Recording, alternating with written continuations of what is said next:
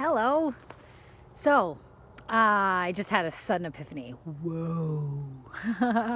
uh, a lot of the astrology and even like quantum science and intuitives and sensitives and just general people are feeling that we're kind of at this cusp, especially this week. Like, this is a big week with the eclipse coming up on Friday, and then there's another eclipse on, I think, the 8th of December. And I mean, you can feel it. There's been a lot of stirrings and rumblings out in the world for the last 2 years, and we're reaching this culmination point. And a lot of them are saying that we're actually at that point where, I'm sure you've heard of this, the split or the divide or the switch or the shift or whatever it's called in whatever avenue you're looking at it. And I wasn't exactly sure what that meant. Like, are we gonna get a new planet, or our body's gonna change, or what does that mean, right? And I just had this sudden epiphany. And so a lot of the folks are saying that we're going to have to choose, but our higher selves have already chosen. And so we're going whichever way we're going, because our soul and our spirit had a plan, knew where we were going, wanted us to go a certain way. Before we even incarnated here in our physical being, we are here to go through the things that we've gone through in our life to get us to now. This is a really crucial, pivotal week for humanity, for our individual personal selves. There's a lot of focus on love and boundaries and shifting ways of thinking and self-love and creativity and doing things differently and new beginnings and new stories. And new beginnings doesn't necessarily mean that you drop everything from before. It doesn't mean that, like, everything that led up to now is gone and I'm having a fresh new start and this is where I'm going. I mean, in some cases that is, but in a lot of cases, a new beginning is just a start and in a new way of thinking, and that can include all of the people that you've been on this journey with, if they're all kind of going in that same direction, and some of them may choose not to. That's not up to you or me to decide. We have a path, and we have a choice that we've made, and an idea of where we're going and how we want the world to be. And people are waking up, people are noticing things, people are paying attention more and more and more and more. And so as we face this choice, the choice I've come to realize is between a love-based way of existing or a fear-based way of existing.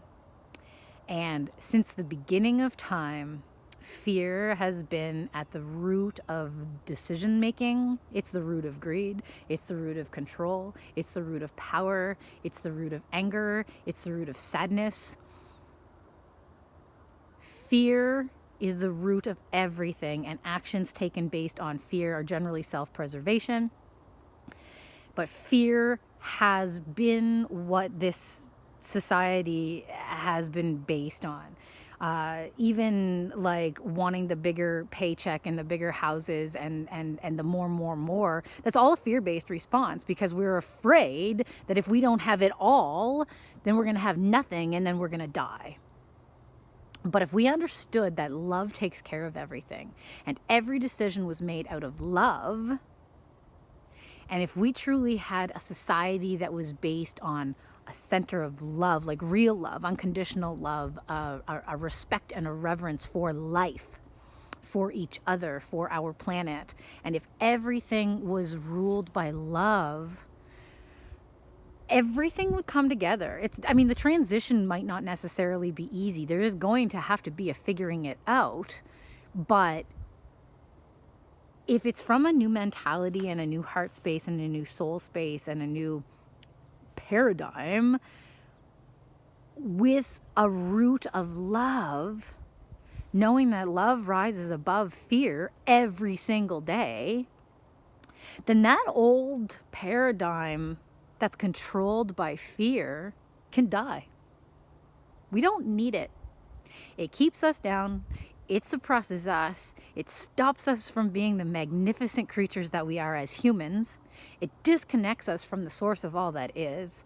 It literally causes people to act and behave in ways that most are not proud of when they go back and look at the way that they reacted. And it's all fear based. So much about how society is built is fear based.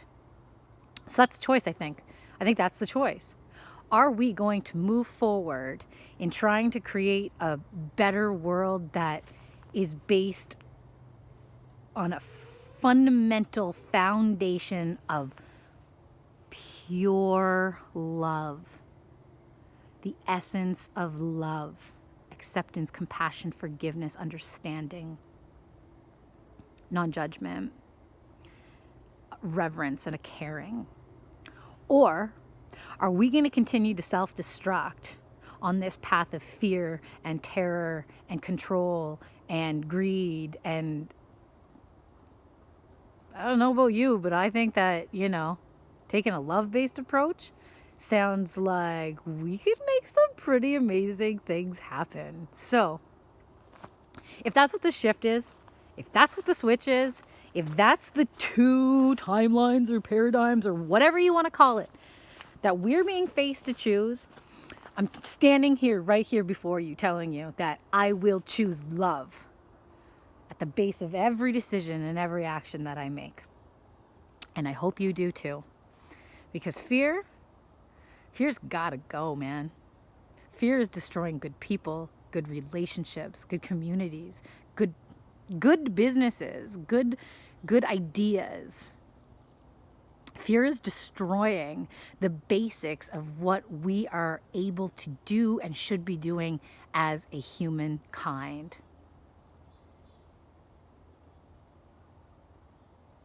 Fear is not resilient. Fear is not sustainable, but love is.